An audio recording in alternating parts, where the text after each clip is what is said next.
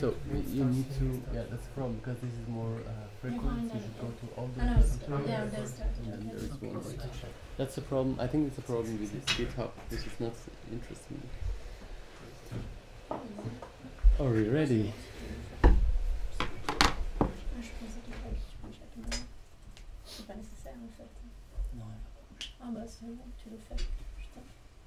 Shall we start?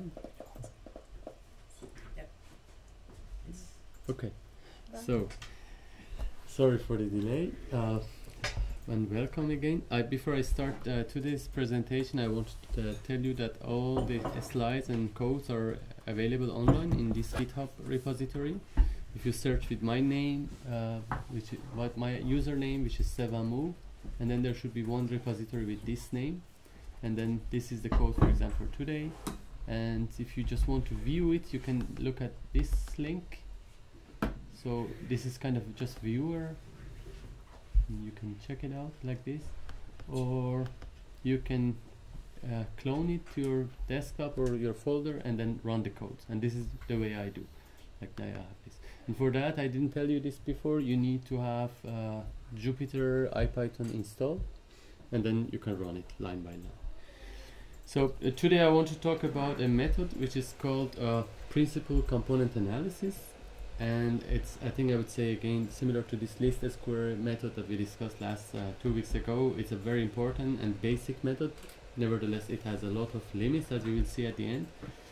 And if I want to say in principle what is this about, is that, for example, in least square method or in this kind of function approximation, you're always interested to know the relationship with a set of variables with one, for example, target variable. For example, you want to predict the price of a house, and then you say, I have these variables, and this is the output. I want to find a function, or in principle, a relationship between this x and y. This is the problem of function approximation. And in machine learning, this is, you can call it as a kind of supervised learning. And then if you have a discrete value for y, you have, in principle, kind of a classification problem. For example, you just say good or bad, or you have continuous value. This is called usually regression. The story with Pca is different. The story with Pca is that, what are we sure about this x? I mean, is all of these x values that we are observing, if all of them are informative enough or not? So in principle, the Pca, or principal component analysis, is trying to find a new kind of dimensionality, which is called principal components, and which are orthogonal, for example. You will see what does that mean. In principle, this means we can do a lot of data compression, we can do a lot of dimensionality reductions, and as you remember, for example, in linear regression we had this problem of curse of dimensionality, that the dimensions are increasing quickly. And then with Pca, you can think about it that before regression you can use the Pca to reduce the dimensions, and then go to some kind of the so-called latent dimensions, which are the principal components. So in principle, the idea is that you have some observations, but not all of your observations are informative enough. So in principle, there should be some process or some systems behind this, and then if we find those systems, then in principle we can start regressing or any kind of a modeling that we are interested to do based on those dimensions. So there are a lot of methods like this, but Pca is one of the most fundamental methods, which was introduced, I think, in 1901. So before that, I would like to quickly talk about some basic operations and notions in linear algebra, because Pca is a kind of linear transformation, and it is a certain linear transformation. In order to tell you what is linear transformation, I just can show you here very simple examples. For example, this is a point in the vector space. Because we want to visualize it, it's 2-dimensional, or it can be 3, but in principle there is no limit. It can be n dimension. So here is a kind of geometric interpretation of these linear transformations, but in principle they are not geometric necessarily, they are algebraic. So if I want to visualize this point based on the reference point of 0, 0, then in principle I have 2, 2. So I can say I have a vector for this point. This can be one row of your data, and then in principle is x and x1 and x2, so it's 2 and 2. So this is a point. And now imagine with linear operation, what we mean is that we need a function or a matrix here that if you multiply this vector of 1 by 2 to that matrix, it moves this point in the space in a linear way. So it transforms them to another kind of location. So think about it that this is your x. In this case is n is 2, so x is 1 by 2 dimension. This is a notion of matrix notion that I think you should know. And then A here is an n by m matrix. And A here in this space, because the finite space in this vector space is called a linear transformation. Depending on the values of this matrix A, y is different. And here a linear transformation means that I simply multiply this vector to this matrix. So it moves me to another space. So, and this is the way you can do it. The way I'm explaining here is the transpose of this one. Imagine if you transpose x, though here is x is 3 by 1, but it could be 1 by 3, then you just put it the other side, left multiplication. So imagine now you have this matrix. This matrix, this is A. It says 0 and minus 1, 1 and 0. These are known matrices. If you multiply your original data to this matrix, it transforms the vector up to 90 degrees. Not up to, it's exactly 90 degrees. So if I multiply here, this vector, which I do here, is called dot product. Dot product means that you project this vector, you go to first vector, second vector, or if it's based on column base, you just think about that 0 and 1 is a one vector, and dot product means that you project your vector, which is x, to this dimension, so you get a value. So it's always a scalar value. So here when we multiply these, it gives us again two numbers, because x is two numbers. Once you multiply it by here, one number, and then one by here, one number. And if you multiply and then visualize y, you get something like this. You see that it transforms your data point up to 90 degrees. So what's the use of that? We don't know, but it's good to know that this is a linear transformation. So if you have a lot of vectors, if you multiply them by this matrix, it's always transform them by 90 degrees. So there are a lot of this kind of known matrices. For example, if you want to rotate them by 45 degrees, you have this this matrix. This is a kind of parametric matrix.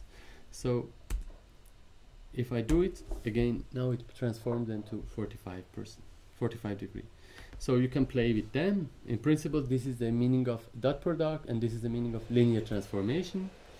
And now if I have a lot of data set, I want to rotate them 90 degrees, I need to have this matrix, and then the red ones are now all of my data points. Here I can connect them all to the center, so in principle I have a lot of vectors. And then since I'm using a fixed linear operator, it rotates all of them up to, not up to, it's exactly 90 degrees.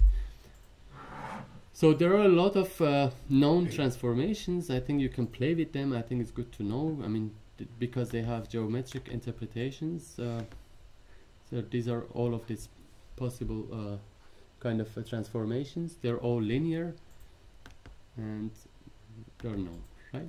But this is not yet what we want to achieve. I will tell you. These are just introduction to this linear transformation. So maybe you know, for example, Fibonacci series. For example, it's a start with 0 and 1, then it's x0 is 0, x1 is 1, and then you say xt plus 2 is always equal to xt plus 1 plus xt. So this is a chaotic series.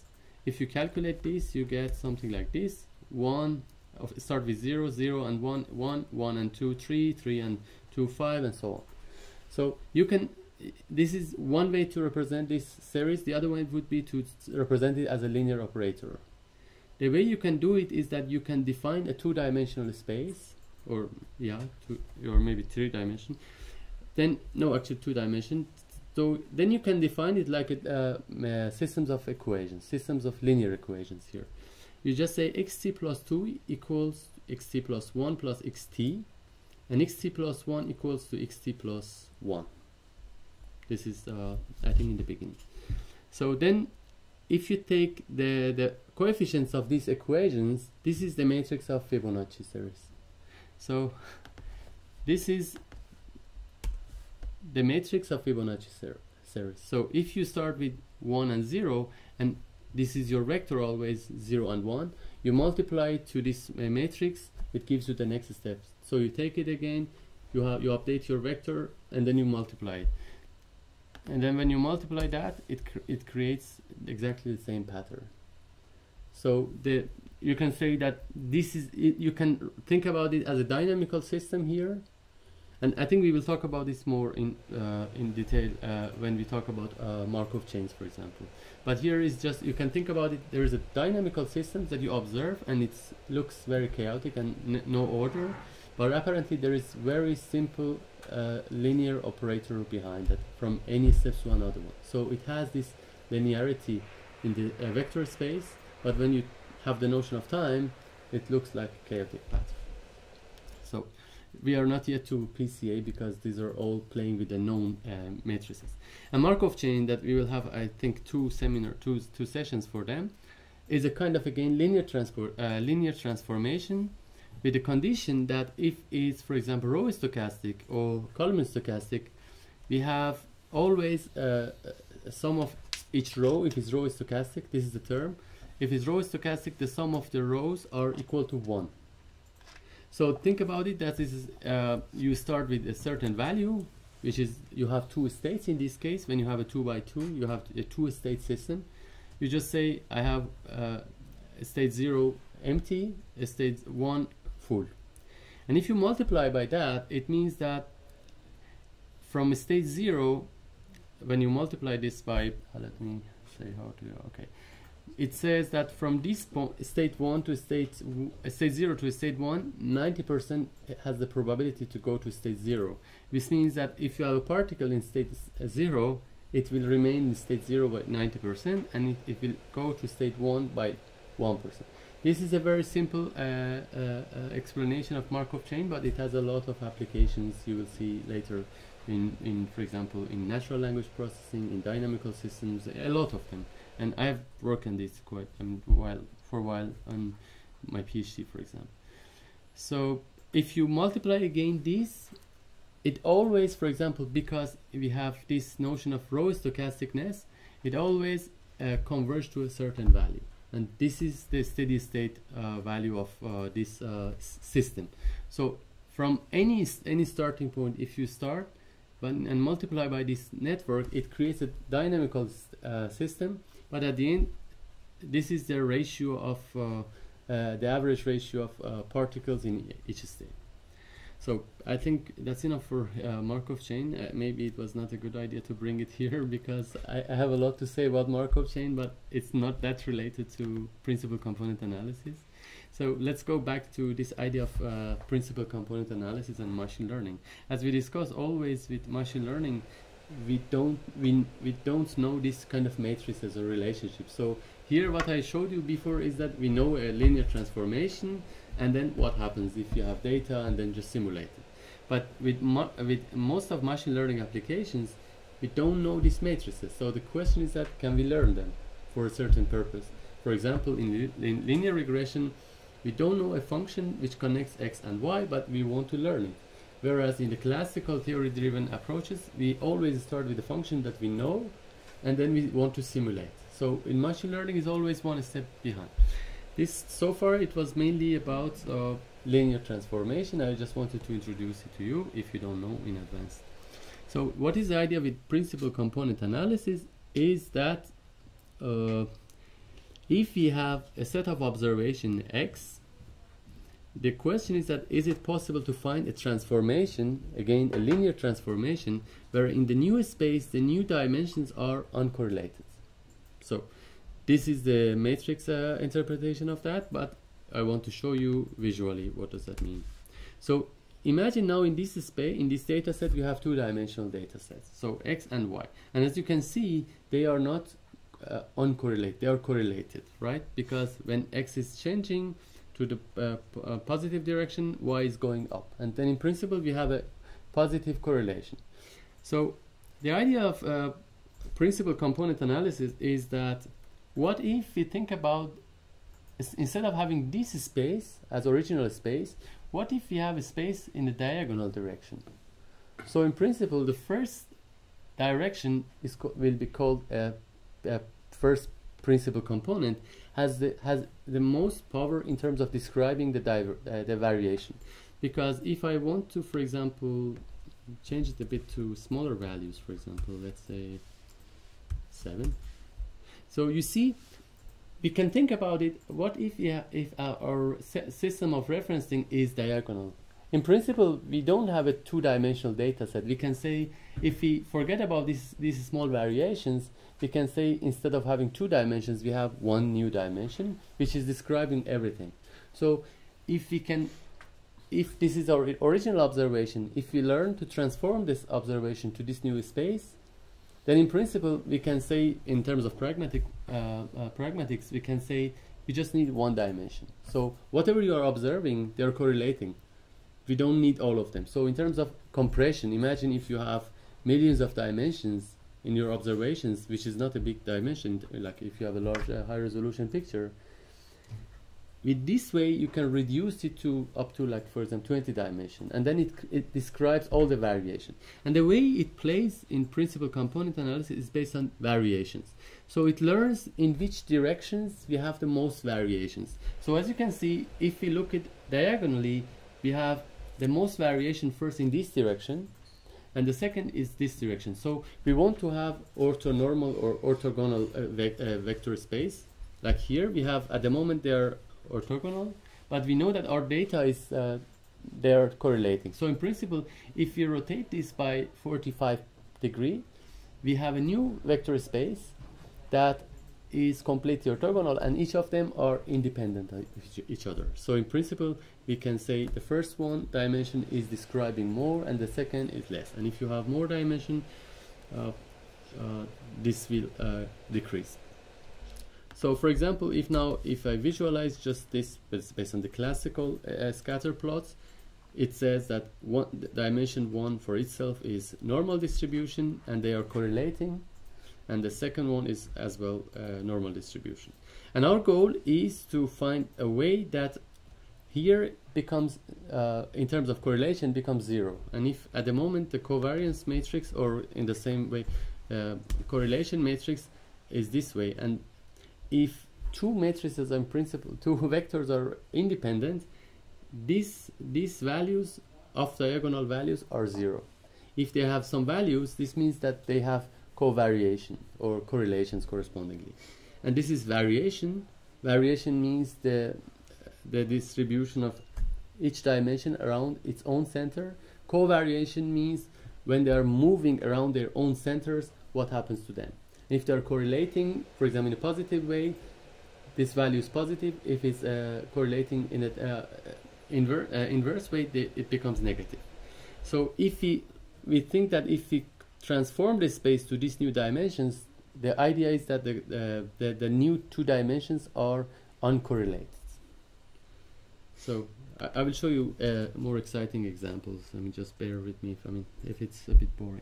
So what we do here is that we just simply, there are some simple calculation. You need to subtract the mean of each dimension from the values itself to become centered around 0.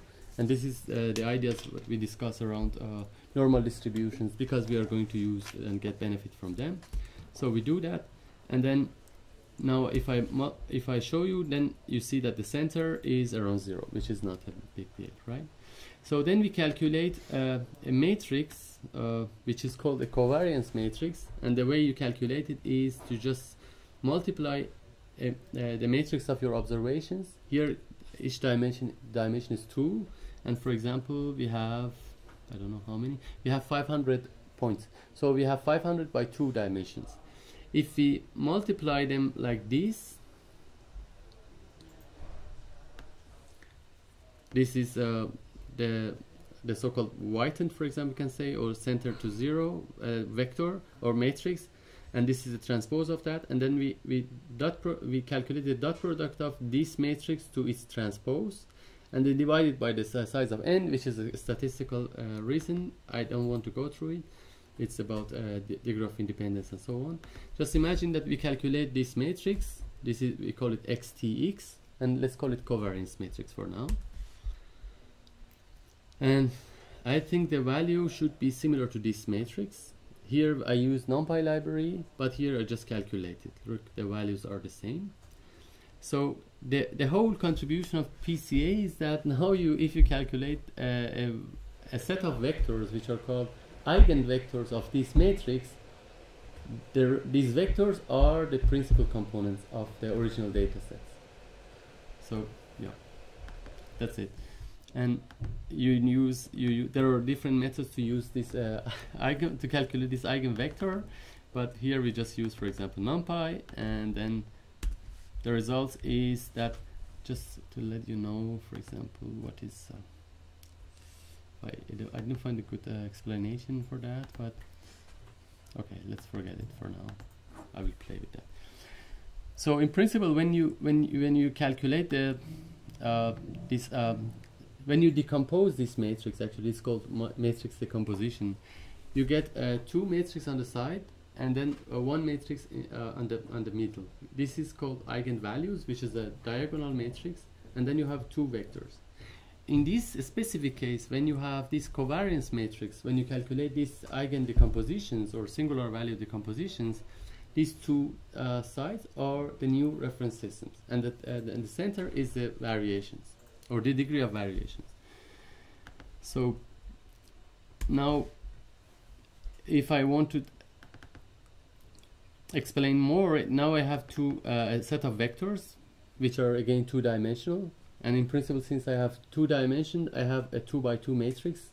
So in principle I have two principal components, and then I have two values for variations, and in principle the sum of the variation should be 1, which means that I say my data is varying in this direction, so this is my first principal component, and the amount of variation, the absolute value, this is the variance in that direction, and the second is in this direction. The sum of them, when it's 1, it means that it describes the whole information stored in the data set. So, and as you can see, these are sorted principal components, and then because of that the eigenvalues are corresponding to the variances, and the first one is very close to 1.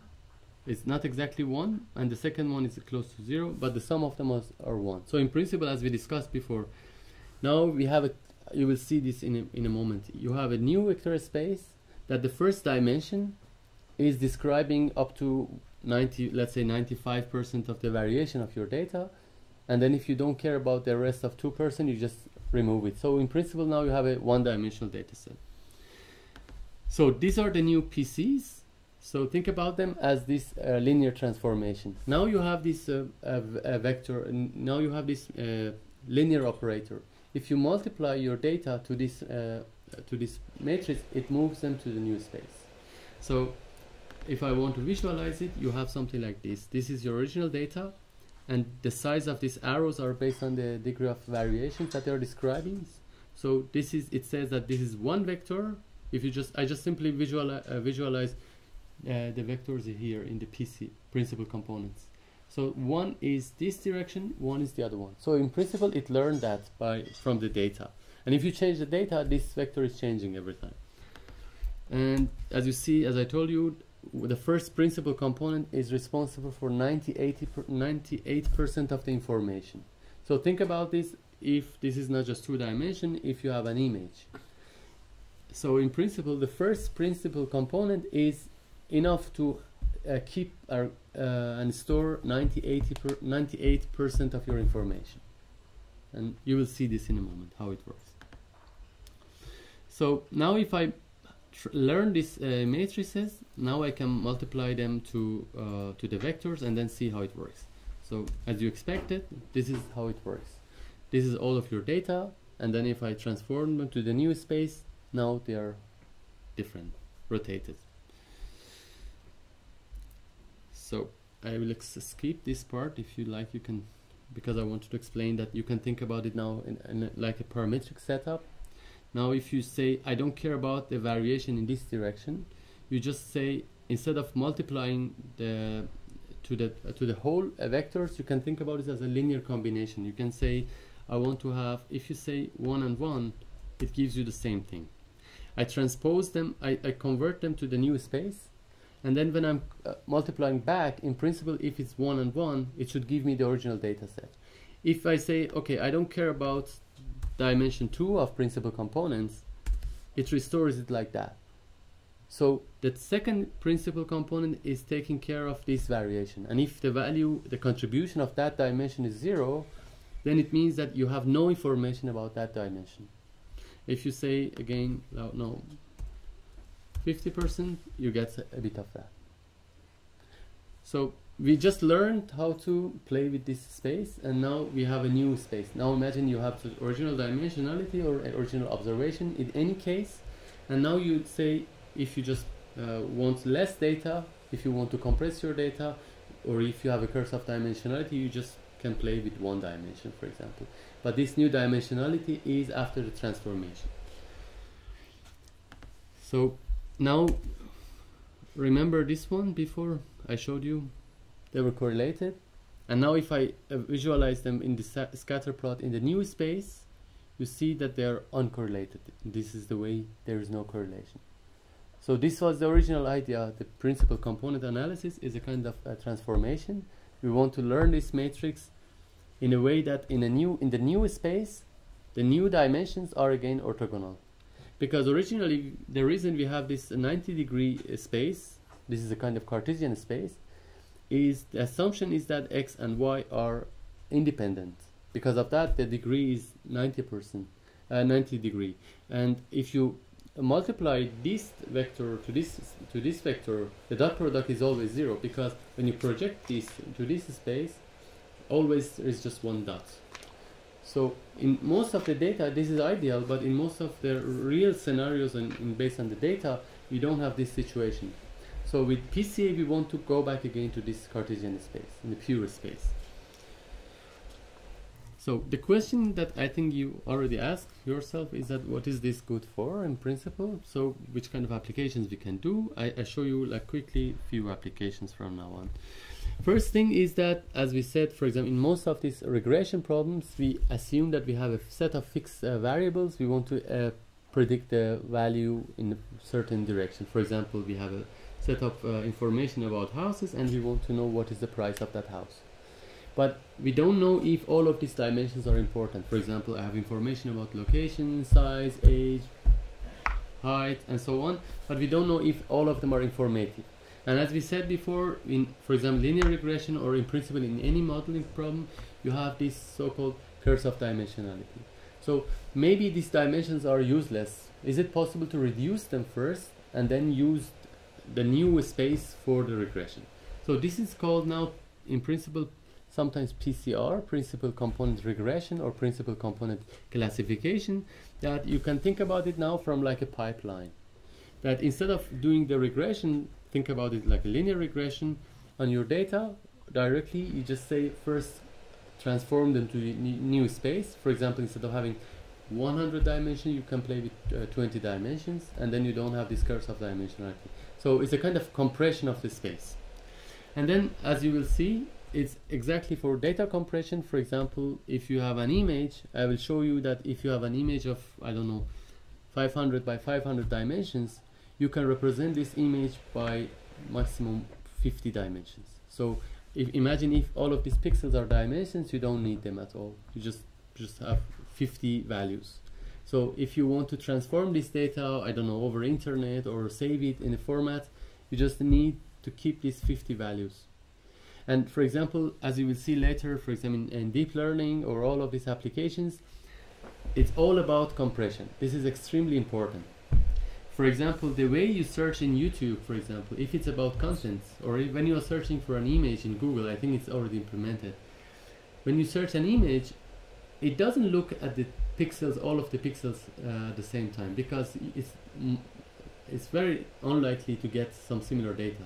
Instead, it converts this picture that you, for example, I don't know, have you ever used it, this image search? You upload an image and it gives you a good result. Originally it was based on similar tags, but I think it's now possible to do it based on this kind of compression. The way they do it is, imagine you have PCA, they have done it for a lot of images. So every image will be converted to like 100 dimensional vector. So each vector in Google, each picture in Google has a 100 dimensional vector. And when you upload a new picture, it doesn't look at all of the pixels. It just learns that what is the most similar 100 dimensional representation of that. So in that sense, it's super fast. And imagine now, this is the whole idea of deep learning or representation learning.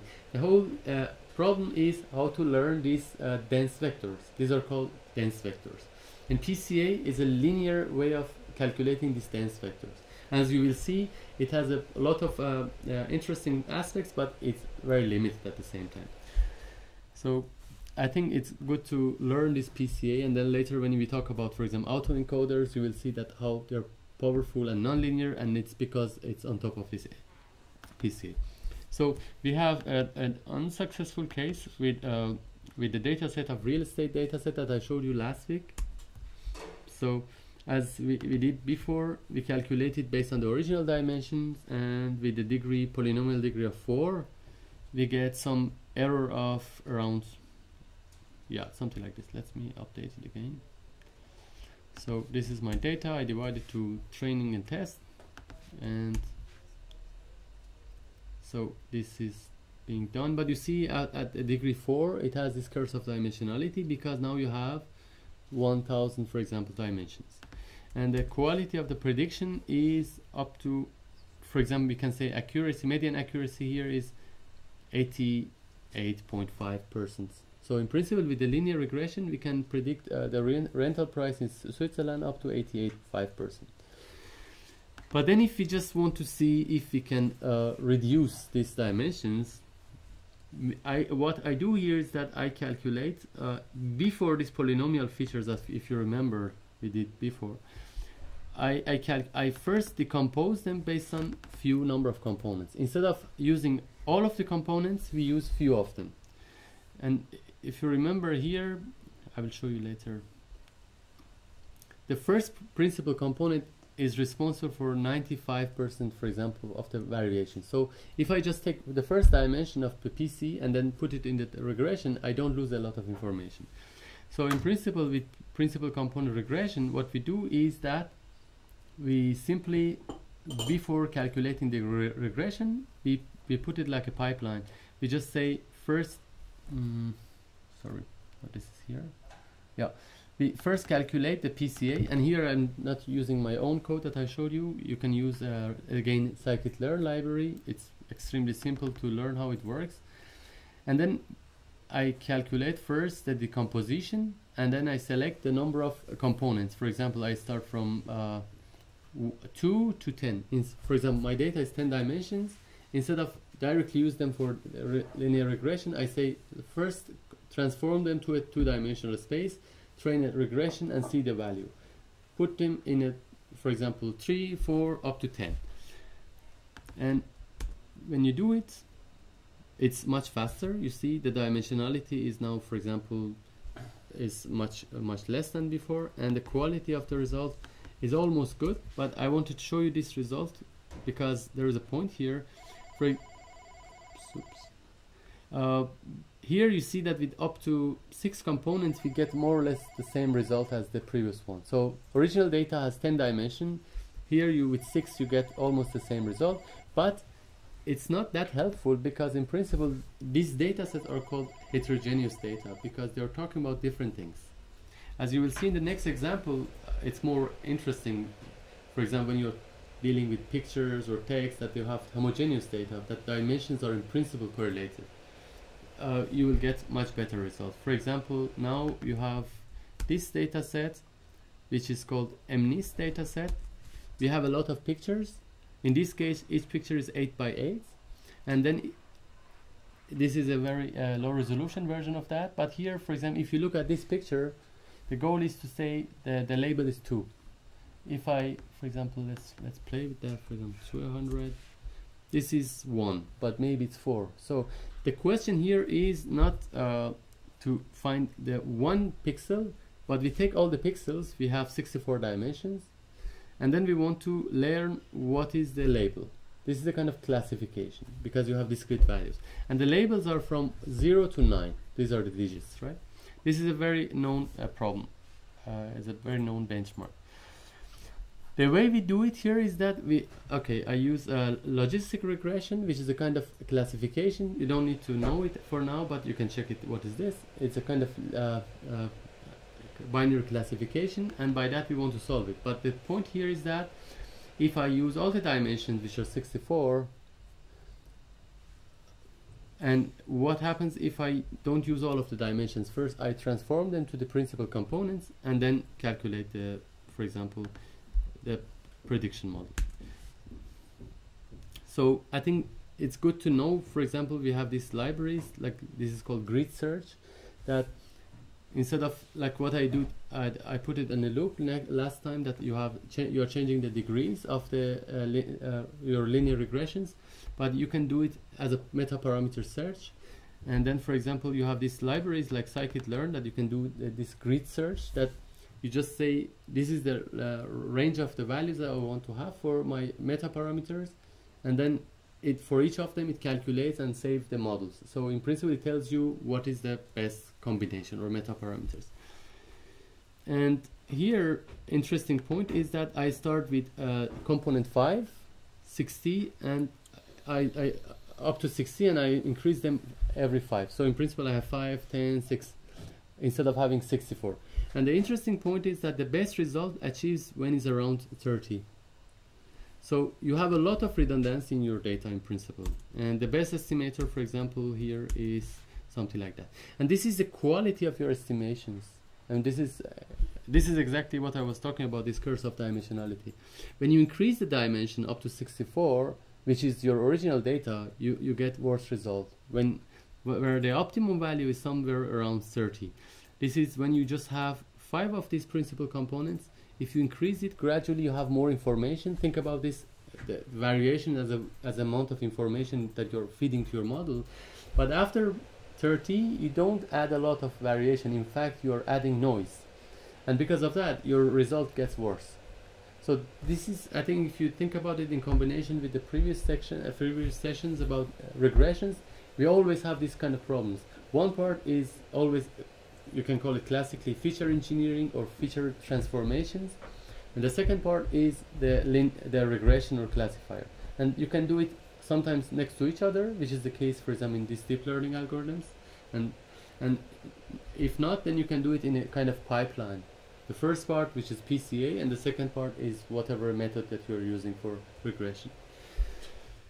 And now if you want to know how informative are the first 2 principal components, I just transform my pictures to 2 components, and this is one of the very common ways of using this PCA method. If you search with PCA, usually it comes first with kind of visualizations that you want to visualize your data, and here you can do it as well, but since it's a linear transformation, it has these limits.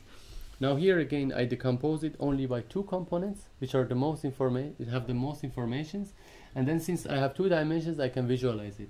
And the labels are based on the true labels of the data, and as you see, and it has learned in some part that here there are 1 cluster, and this is totally unsupervised without imposing anything, and in some part it's mixed. So if you add more dimensions, you can't visualize it, but you have more information.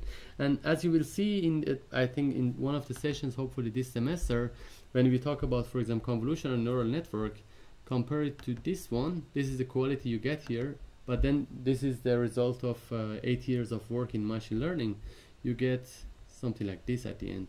So this is another way that you learn how to learn this space that is discriminatory. In principle, it learns that these guys are in the same dimension, or the same label, sorry. And then you see there are some errors, and you don't know if there are errors because of the labeling or not. So in principle, this is the quality that at the moment you get with this state-of-the-art methods, and this is the quality that you get with the method from 1901.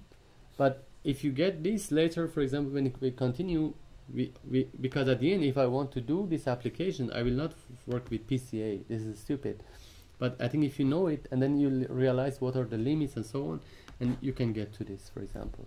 And I think this is the whole contribution of this deep learning, because now, if you learn this space, now you can do some kind of a linear interpolation in this new space, and then you can, for example, generate new things, for example, if it's the case. So another application I told you is about data compression. Now, so far we were thinking about a lot of pictures which are based on different digits, right? Now think about it at one image. I have this one picture, one painting, and then in principle I have 3 channels. So think about it not as an image, but think about it that each row is a vector. So I have a data of 757, and then the dimension is 523. I just simply treat it like a matrix, but I know that is a picture. And then I have 3 channels, right? So I can think about it as a completely independent channels. So this is very simple. And I call, so in principle I have 3 matrices. I implement this principal component analysis for each of them, and I want to show the effect of each principal component. The way I do is that I calculate first the PCA. Let me do it first. So it says, in principle, here you have 523 dimensions, but it says up after maybe, I don't know, after 30 dimensions, you have almost 100% of the variations. So you don't need to play with all of them. So in terms of compression, from 152 dimensions, you just need to have these few dimensions, and that's enough, as you will see. So what I do is that I want to play with that, is that now I have this parameter. I say how many components you want. It can be 1, 0, up to 532, because it's dimensions. And then I transform them to that space only based on the number of components. So I just use few of these vectors, and I go to, for example, 5-dimensional space. And then from 5-dimensional space, I come back again with a transpose of that product. And I expect that I have lost some information, right? So if you do it, this is when you have no components. This is 0. And if you just have the first components, you get something like that. And if I use more 2, 3, 4, you see, gradually you get the data. And in principle, this is a very important thing in terms of signal processing, for example, that with a matrix of 13 dimensions, you can almost reconstruct the picture.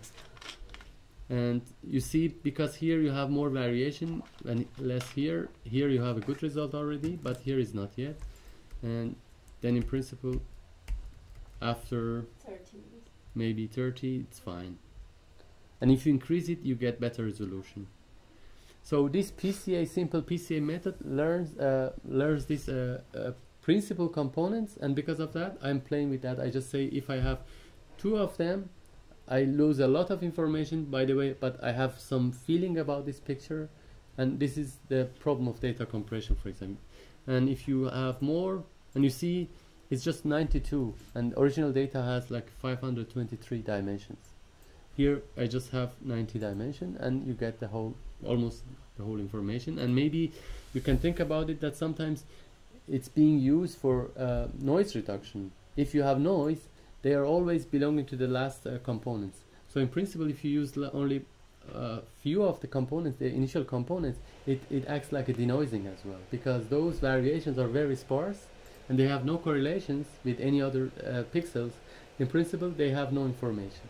So for example, this was the idea as well here. If you think about that, this direction, in this direction, you have the error or noise, you can get rid of it easily by this kind of parametric setup that I told you. If you just say, I don't care about this second and third principal component. So what else you can do is that in a very naive way, you can use it for a generative method. Now imagine now you just take 10 of these principal components, and is a vector space, but it's meaningless.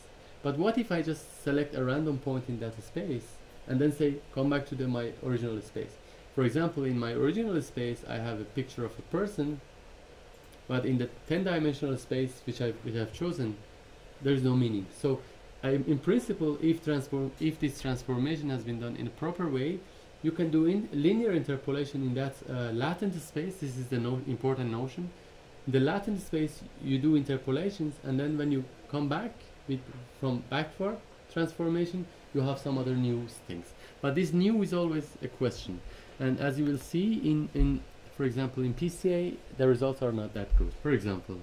But you will see a lot of this kind of generative things later. And if you remember, maybe as a reminder, let me show you something that you saw before. I think I had it somewhere here. Yeah, I think you remember something like, no? Okay, it's not here. There was a linear interpolation of faces, if you remember, from one side to other side. This is all about that. In principle, they have learned this latent space, but in a nonlinear way. And then in that latent space, when you do linear interpolation, you come back to your original space and it's a new face, for example. But this is the hope with PCA. Now we have these data sets, for example, of faces. Now here we have, I don't know, very different people and then different rotations. So I implement PCA on them.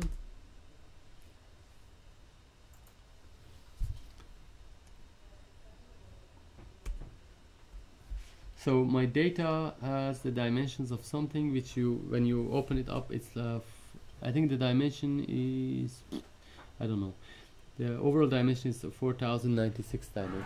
These are the number of pixels, right? And it takes time. So when I convert them by PCA, I get a matrix of 4096 by 4096. This is this matrix. And then if you want to know, in this case we can visualize them, because previously it was like two-dimensional data. I could have always a kind of two-dimensional representation, but here we can think about this as faces, or so-called eigenfaces. Why I did this?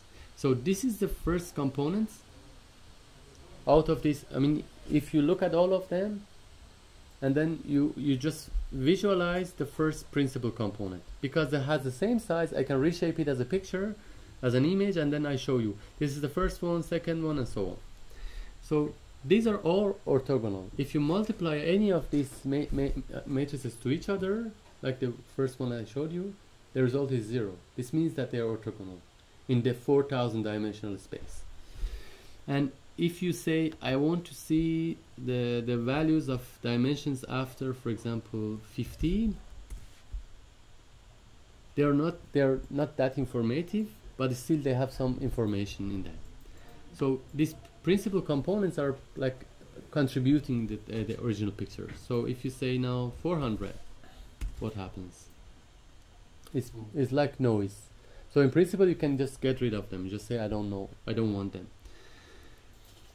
And as I told you, for example, you just say I want to know if the PCA method works properly or not. You just multiply any of these PCs, any of these vectors to each other. The result is always 0. So this is again going back to the original definition. We wanted to have this matrix where when we multiply them, and in this new space the dimensions are independent, so or uncorrelated in principle. And if I just take the first 70 dimensions, I have 90% of the information.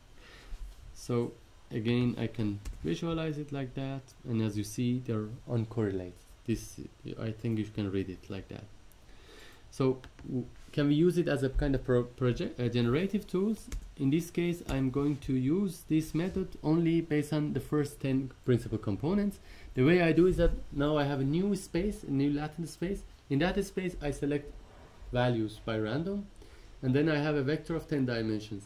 I'm allowed to multiply this to this matrix of principal component matrix, and then it gives me a face in principle. But it has, I think in principle, it has lost a lot of information because it's just 10 of them. So if I play with that, I'm playing now in the latent space. This is the first one, but you see it's a bit tricky because I'm not, it's like a blind search because I don't know how is the distribution of these faces. Remember this one, for example, is like that I'm here and I'm moving in this space, in a 10-dimensional space, and it's always about can we generate something new in between, or it's already embedded in the data set. So this is the quality you get, and this is the result of machine learning, I think, yeah, 20 years ago. But now with this development in deep learning and nonlinear transformation that you will see later, you get very good results. But here it's like the values you see when I'm changing, I have this kind of, it's a kind of parametric setup, but this parametric is in a latent space. And think about it that if this data is coming not necessarily directly from the final result, for example, if you are using with some kind of fractal setup or some kind of, I don't know, chaotic setup, like I think most of this 3D printing, you have some algorithmic way to repeat this process, then you have always some meta parameters for that. So you can generate a lot of them and then take those meta parameters as your data and then train the PCA in that space. For example, when you change this slider, in principle it learns the in-between of potential final product, but it's not necessarily the whole voxel, for example. You just need to have the meta parameters because these are the main ideas in principle. And you see that I think you can't you see it's sometimes it's like discontinuity, and then some of them, yeah, you can play with that and you can change your data and see how it works, but yeah, this is the maximum quality you get with that, which is not that satisfying. Yeah, and then now we can do it with different data sets. For example, now with chairs, for example, we have this data set. Again, the same thing.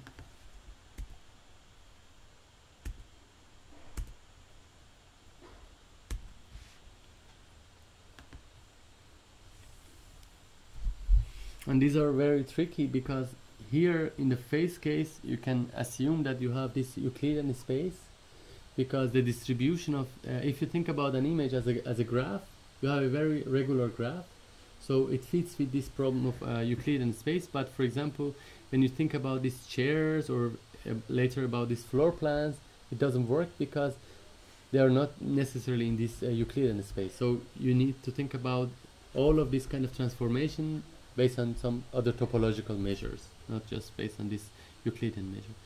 So yeah, this is what you get with chairs. Now I can generate different chairs. If you like, you can play with that. Yeah, I think we have some MAS thesis, like Miro's thesis was like this in principle, based on this method that you have a lot of chairs. In that case, you can have 3D data sets.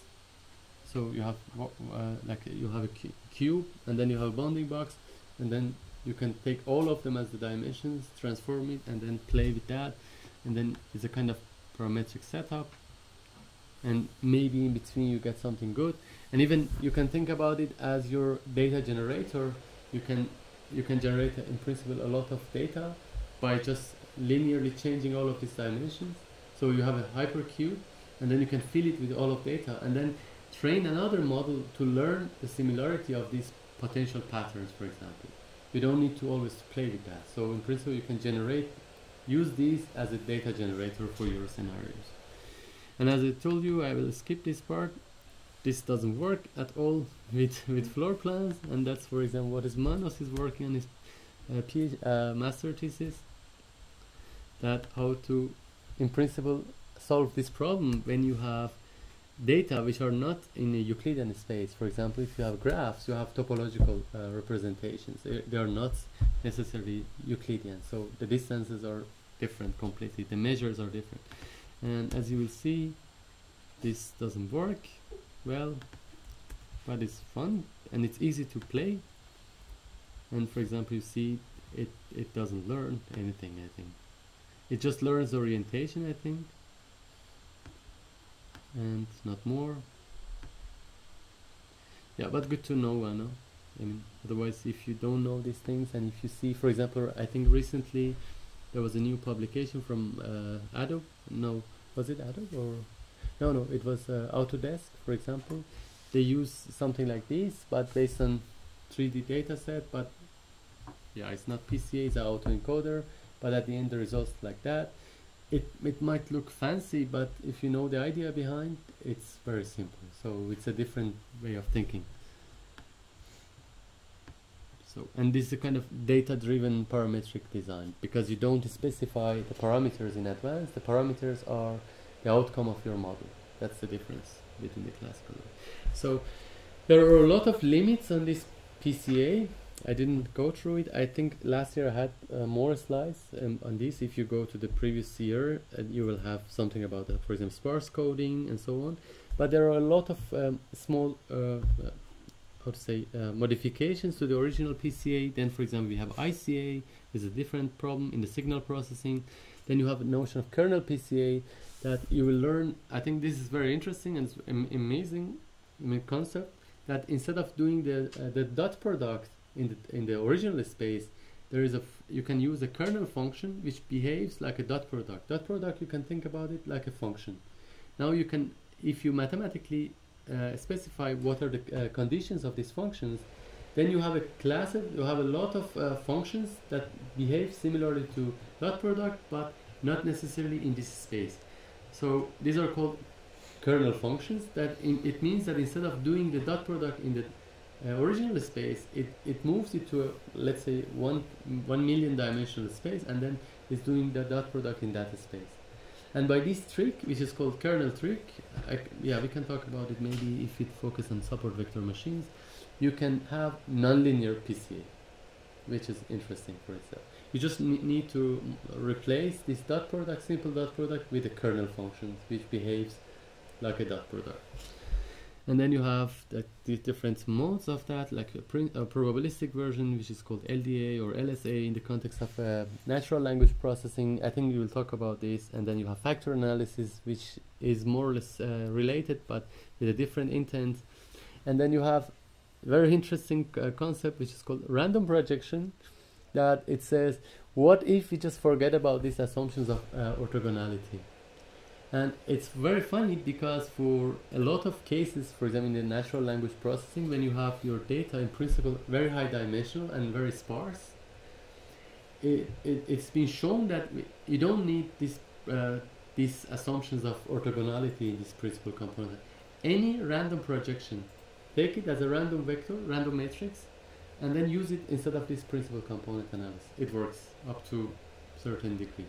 And this is very interesting because the reason is that in that high dimensional space, they are highly linear, and then with any random projection is working enough. So you can take a read about this, because one of the main problems with the PCA is that if you have a really big data, you can't construct this covariance matrix. Imagine if what I did before, like you have 400 dimensions, and then 400 by 400. This is okay, but in order to calculate this, you need to multiply these large matrices. So, or if you have 1 million records, you need to multiply this large matrix by its transpose. So there are a lot of engineering here as well, how to optimize this. And then you have randomized version of PCA and so on, which are interesting. And then I think the most interesting part, which will be the topics of, I think this is the first, I would say, the paper which is coming with the notion of deep neural network. It's I think in 2006, is that it says, what if when you have, for example, like these pictures, you have 4,000 dimensions originally. After the first PCA, you say, I take only 200 dimensions, that's enough, the rest is noise. What if you don't stop here? You just say, okay, now I have a 200 dimensions, I want to again do PCA on that, and then continue this up to, for example, 10 dimensions, and then after this 10 dimension, you just say, I have 10 labels. I want to train it. This is again going back to this least square method. I want to train it in a way that these stacks of layers of PCA at the end ends up to a 10-dimensional vector, and this 10-dimensional vector it always should be activated in a way that one of these values are higher. So in the case of, for example, this digit data set, you don't stop after one step and train it by linear regression. You just do it the so-called end-to-end. You just say one layer, second layer, third layer, and continue to reach to 10 dimensions. You can design it, right? This is the layers of your neural network. And then at the end you say, I want to combine this now with least square methods somehow. It's not exactly the same thing. In a way that every time I have one picture, at the end I only have a 10-dimensional vector, which is in principle should be a binary vector, which means that only one number is going up. So if you have 10 classes, you at the end have a 10-dimensional vector with one up. Then you say, okay, the digit is this. And if it's wrong, then based on this least square concept, you just try to modify it back. So if you do it, this is a multi-layer perceptron, for example, or a deep, now it's called deep neural network, for example. And then if you, we will talk about this in one session. If you do it in a way that you just say, I want to reduce the dimensions up to 10, and then from 10 I go back to original dimensions, and I check how good it is in terms of reconstructing itself. So for example, if you don't have labeled data, you just want to say my input is my output. So if I can learn to predict my output, what happens is that you have designed this kind of system. It's full of channels of probabilistic patterns, and then you just say the middle layer is the most informative value, and by these stacking layers you become nonlinear as well. And we will talk about this in one session. But if you learn the PCA, then you will see that how autoencoder comes, and then what's the role of, for example, convolutional neural networks. And yeah, it's like that. And then if you, like me, if you follow this field, you will see that there are lots of modifications, that you get crazy sometimes if you just have these Twitter accounts with these people who are publishing every week. So this is the way it works. But I think the principles are always similar.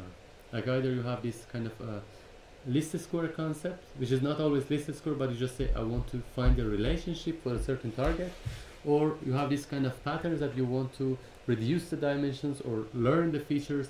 And these are the keywords: learning features, feature engineering, or representation learning. And if you know these keywords and their foundations, it's not puzzling any longer if you go to new algorithms.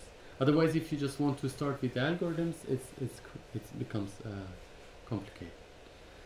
So if you like, I suggest you to go here, and then you have this library of matrix decomposition. I explained to you one of them, which was PCA. So there are a lot of that: dictionary learning, factor analysis, fast PCA, fast ICA, kernel PCA. Yeah, and then they're all interesting. But I think the way I try to present this method is that I try to show you one of these, like maybe the main cluster, and then within this cluster this is like a lot of PhDs and a lot of postdocs working in computer science to improve them by the small modifications.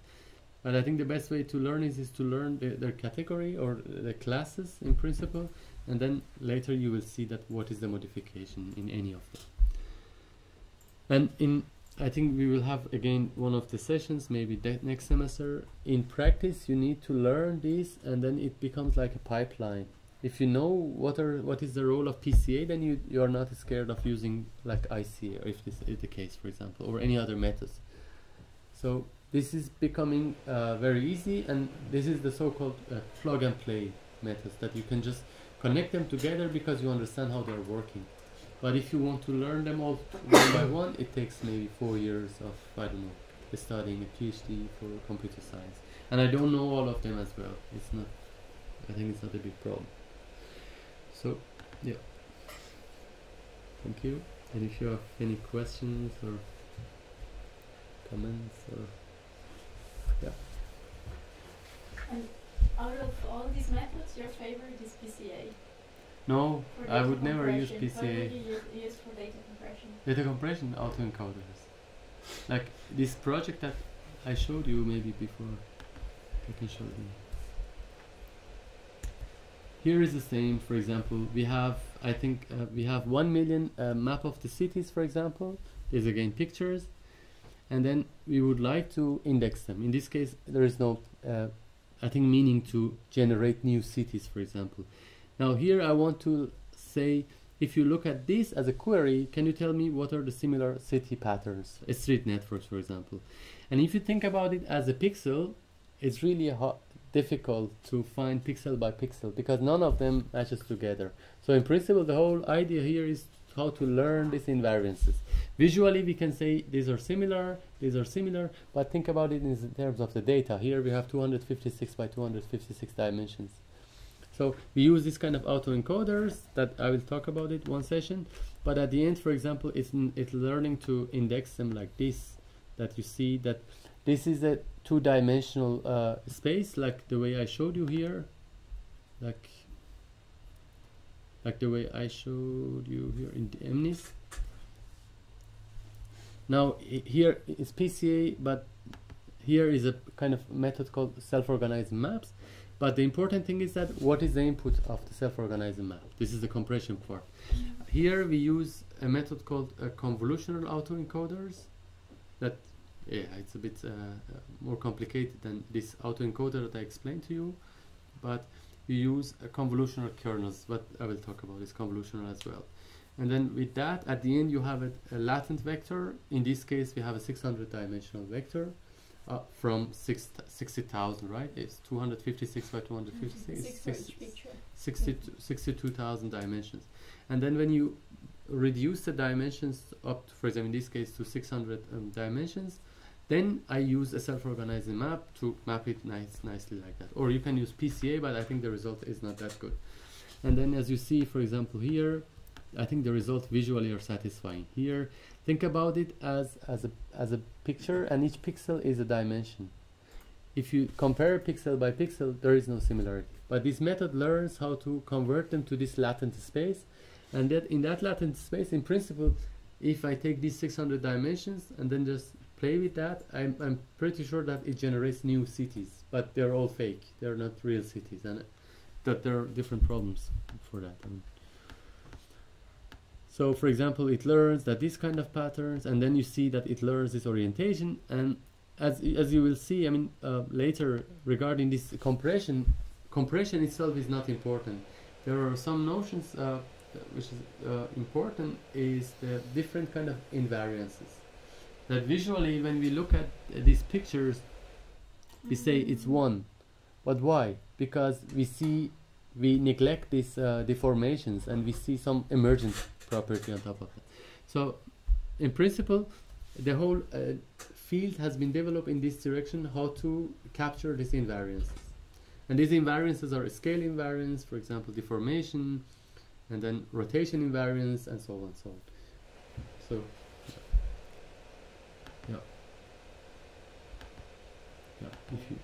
I would say these convolutional autoencoders. What do you think about TS and E? TSNE, yeah. In many papers they're using it. TSNE again is not feature learning. I didn't want to talk about this. There are these categories that we talk in PCA. PCA is a kind of global transformation because you learn a matrix.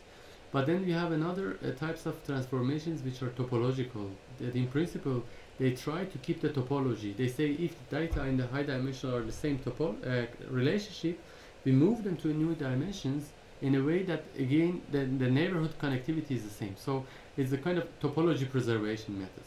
And then they are completely different than PCA. And then TSNE or LLE, isomap, or these are all in this category. But then TSNE as well is not, it's similar to PCA, it's much better than PCA, but it has a computational problem, but it doesn't learn that much. So in principle, the way you should use this PCA, if you want to visualize something, just for rendering, you should learn them, like the way this convolution is the key, is not TSNE, because I can use TSNE after these 600 dimensions as well. I did it. But I think with SOM it's better because computationally it's much faster. And in SOM as well, we will, I think maybe in 2 weeks, you will see that you learn the clusters of the data as well, but with t-SNE it's just data to data, so you don't have any abstraction. In PCA you have abstraction, but in a global form, and in some you learn this in a different way. And in t-SNE there is no abstraction, it's just pure data to data. And the problem, for example, with t-SNE is that you can't convert 1 million picture to two-dimensional easily. You need a lot of time for that. It's really time consuming. Because there as well, I think it's based on, I don't remember exactly, but it's based on PCA again. Inside. You need to calculate some kind of covariance matrix. Again, you have this 1 million data, no way. t-SNE, but nevertheless t-SNE is good. Yeah, but yeah, I wouldn't necessarily say no, I it's the just saw best. they use it for this classification of objects. But t-SNE is again is the same level as PCA. Is not directly for classification. Like these are all unsupervised because they are not supposed to know the labels. Here is the same, but in this case that I show you, we use the labels information, and because of that you see it's very good. And it depends. I mean, in some cases, yeah, you don't use the labels. It seems like it tries to, in the previous, in the deep neural networks, now with the funny shapes, they try to stay apart from one another as much as possible. Exactly. And that's why they That's the take goal the of that's the goal of this function. I mean, like this least square, when you calculate the for example the average error, it doesn't learn this, but then there are a lot of loss functions instead of average error that it tries to separate these clusters. Because I got the same shapes with some. I had to show you. It is possible. Yes. Yeah, it is possible. Yeah. Yeah. But here, since it's supervised, it tries it in a supervised way. It pushes them. For example, in self-organizing maps, since you don't have the labels, there should be some the so-called natural similarities. Otherwise, they can be something like this one, that they have overlaps. Yeah, but I wouldn't go too much to this visualization because it's never ending. You know? Yeah.